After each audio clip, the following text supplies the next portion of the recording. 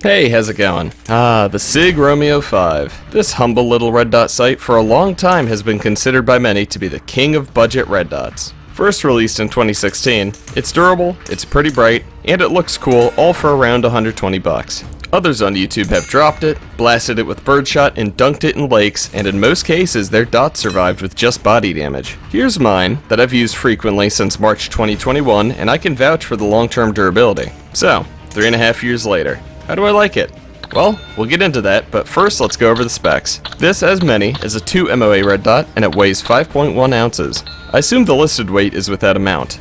It's click adjustable with half MOA increments. It's powered by a side-mounted 2032 button cell battery, and can run up to an absurd 40,000 hours on the lowest brightness setting. It has 10 brightness settings, which are controlled with top-mounted buttons. 8 of the settings are daytime, and 2 of them are for use with nods, though I can't speak to the effectiveness there. It has auto-off and shake-awake functionality, which is cool. It has a 6061 aluminum body, and the included absolute height T1 pattern mount is functional, but is definitely a part that should be replaced.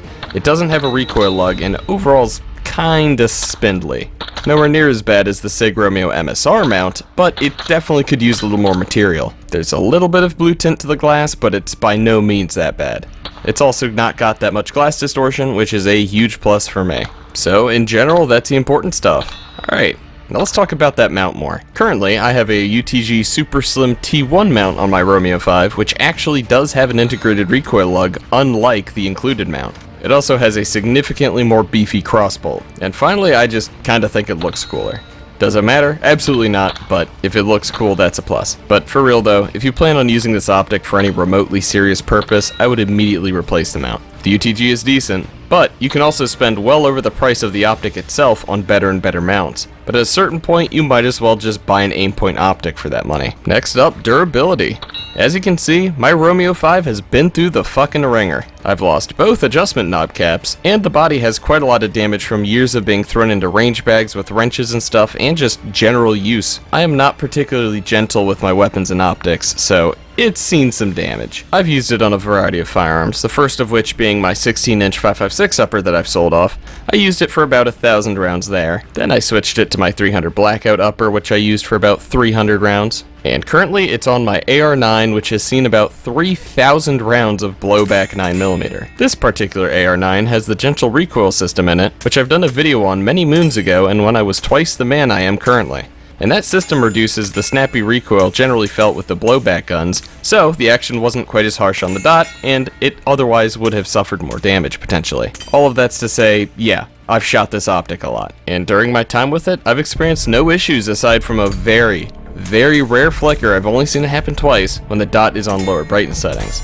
Super uncommon, I don't know if it'll ever happen again, but I figured it was worth mentioning. And then we look at the auto-off and shake-awake functionality, and it's been working flawless. And the battery life is certainly as advertised, probably even higher because of the auto-off.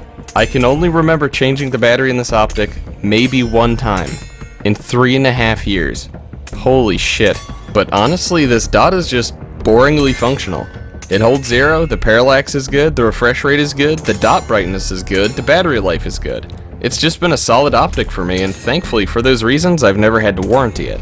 Speaking of which, I did a video where I talked about my experience using the warranty on the SIG Romeo MSR a while back, and though it wasn't the worst customer service experience, it was definitely a bit slow. For more details, check out that video. In conclusion, I would definitely recommend this optic. It's nothing special, but it's the bare minimum I would consider for a duty or shit hit the fan rifle. Pick one up, replace the mount, and you have a solid red dot setup for about 150 bucks. As always, keep in mind that this is a sample size of 1, but overall, the track record of the Romeo 5 online is very positive, and I'm glad to be able to add one more data point to the list of positive experiences. There is a newer iteration of the Romeo 5 out, and I would love to pick one up and get some hands-on experience with it, but that hasn't happened yet, maybe at some point in the future. But even if you have a solid optic setup, it's useless if you aren't skilled with your weapon. Also make sure you take care of your body because you are the true weapon. Hop on the treadmill, lift some weights, and take care of yourself. See you guys later. I'll leave a few minutes of extra footage in here because the video was pretty short. Enjoy me trying to hit a 12x20 target at 120 yards with subsonic 9mm, a bad zero, and after running. Alright, that's enough excuses. Enjoy. Backed it.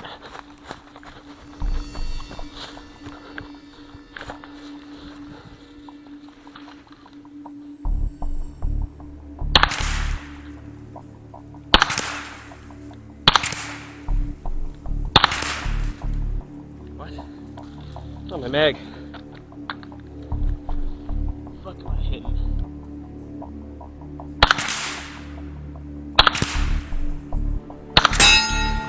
Stacked it.